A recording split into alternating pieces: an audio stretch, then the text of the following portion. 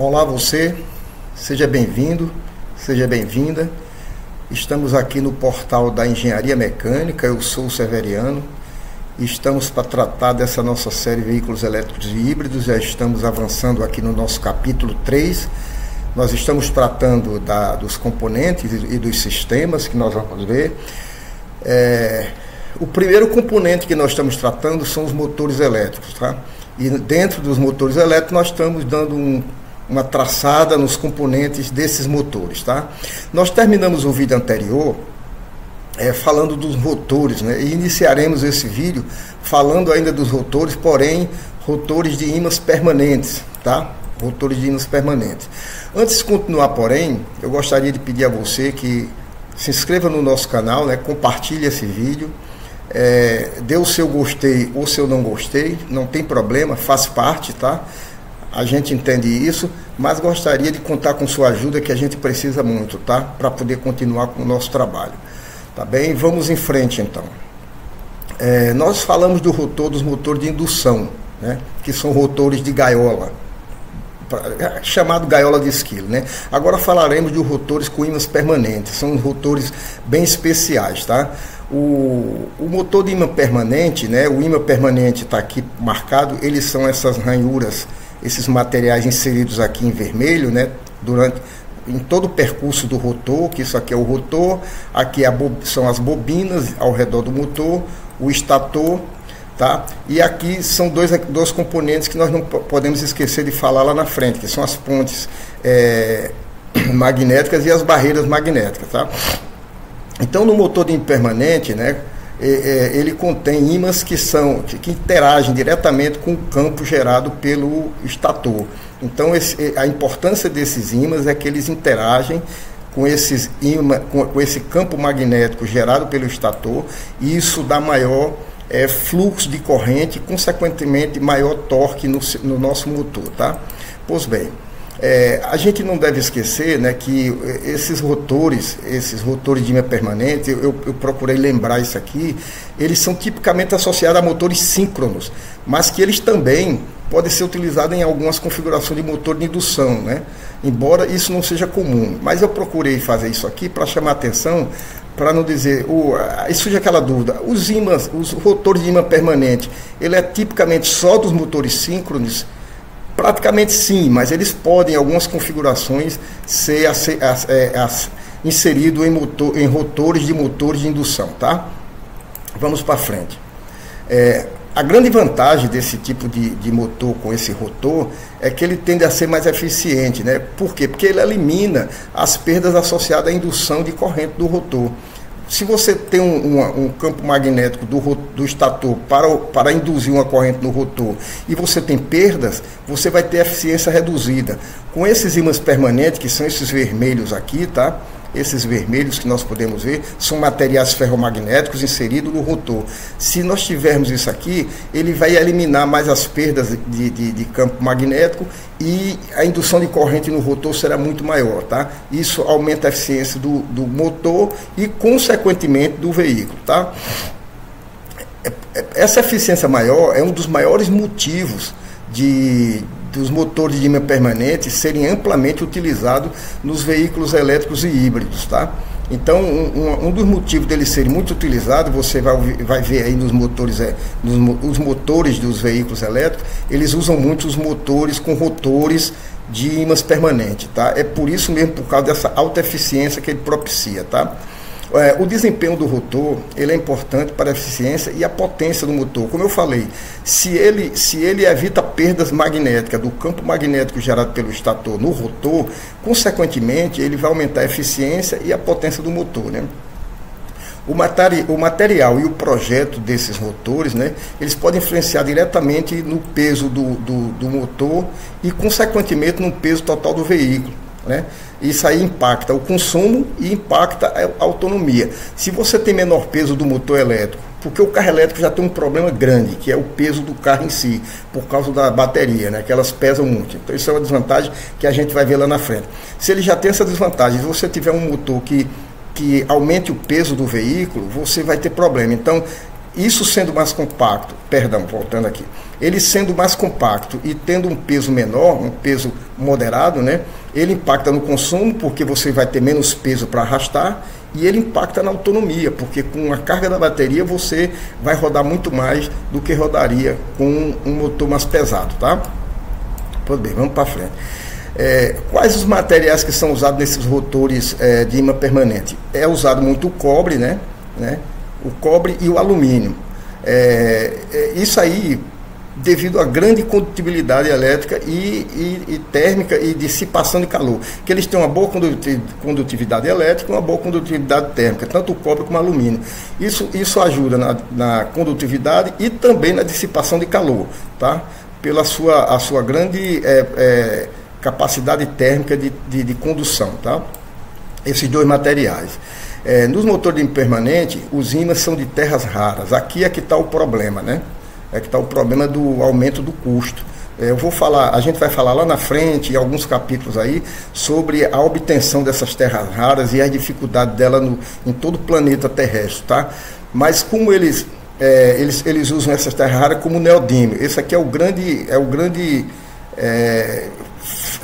material de fabricação desses ímãs permanentes, né, que são chamados terras raras, né? Esses são usados exatamente para maximizar a eficiência.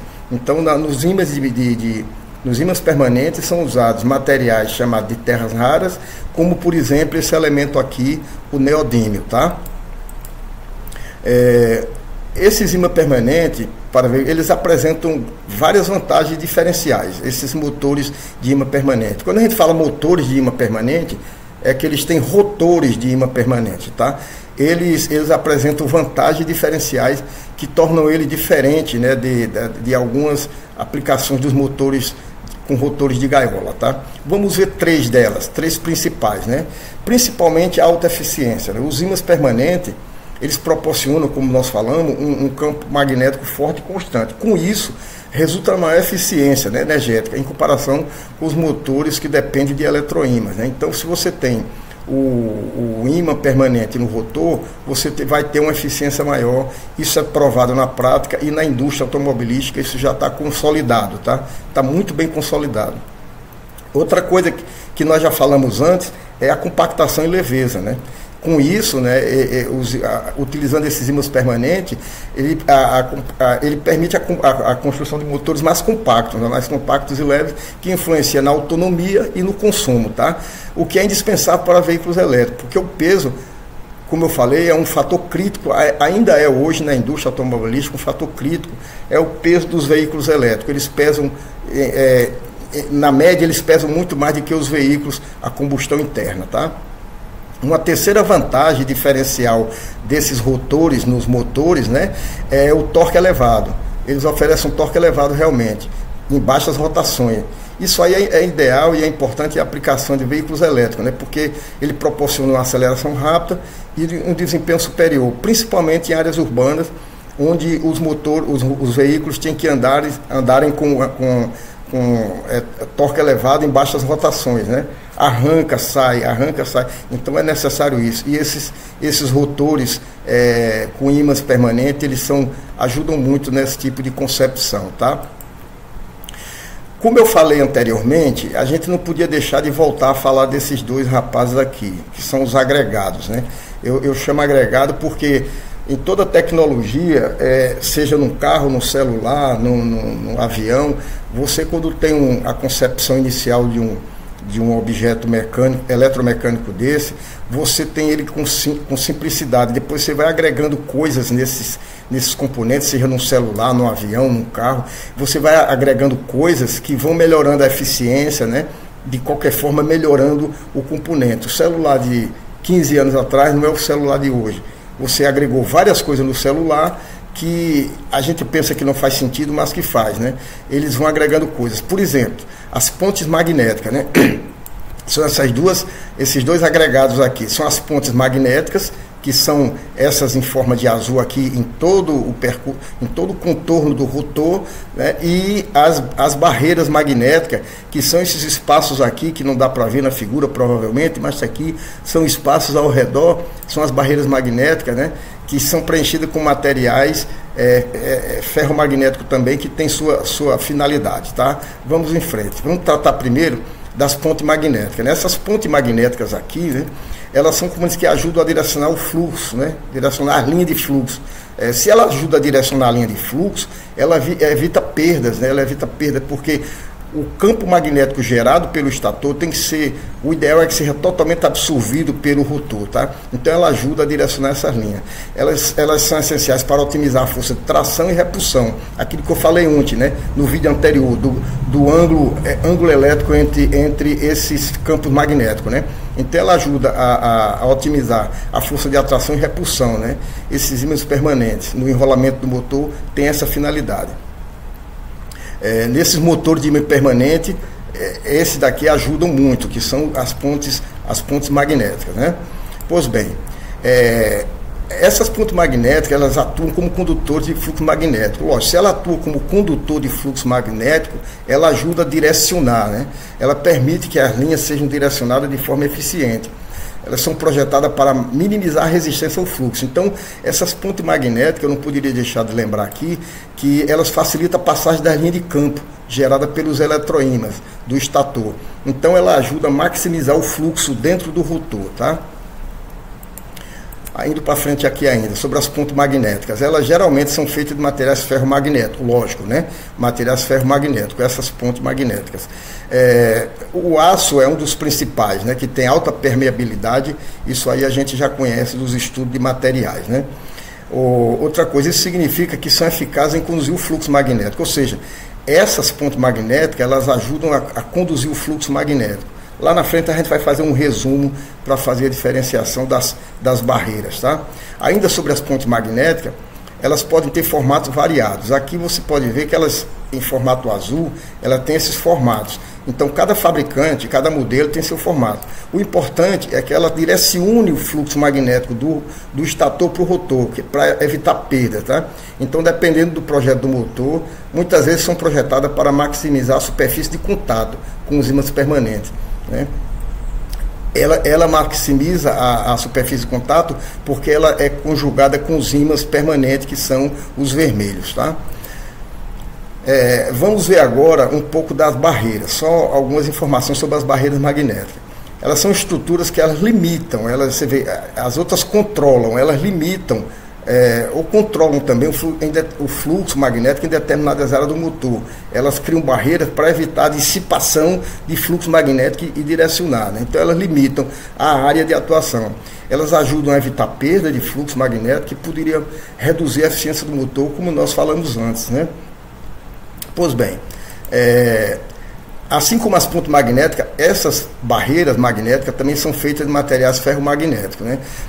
Porém, elas podem ser usadas, pode ser usado nelas materiais diferentes dos ferromagnéticos, né? Para isolar áreas específicas do fluxo magnético. Porque o objetivo dela, pelo nome barreira, é exatamente para que ela isole determinadas áreas para evitar perdas de fluxo, tá?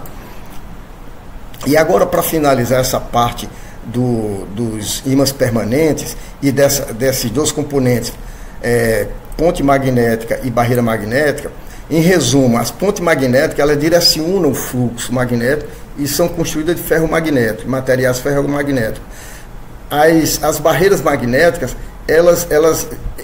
a ponte, ela direciona o fluxo, né? E a barreira, ela controla, ela cerca, ela controla o fluxo magnético para minimizar perdas, e também é feita de materiais ferromagnéticos, né? Pode variar aí de projeto e uso, tá? Mas elas têm, uma protege, tá? E a outra controla, tá? Terminando esse nosso papo aqui, porque nós temos um tempo limitado, né? A gente concluiu a nossa conversa sobre os rotores. Nos próximos vídeos nós já vamos tratar um pouco dos estatores, tá? Então, se você chegou até aqui, eu agradeço a sua participação, espero que você deixe seu like, a gente conta com essa sua ajuda, e se você puder, se inscreva no canal, tá bem? A gente conta com você no próximo vídeo, nos próximos, e veja nossos vídeos anteriores, tá? Um grande abraço e até o próximo vídeo. Tchau!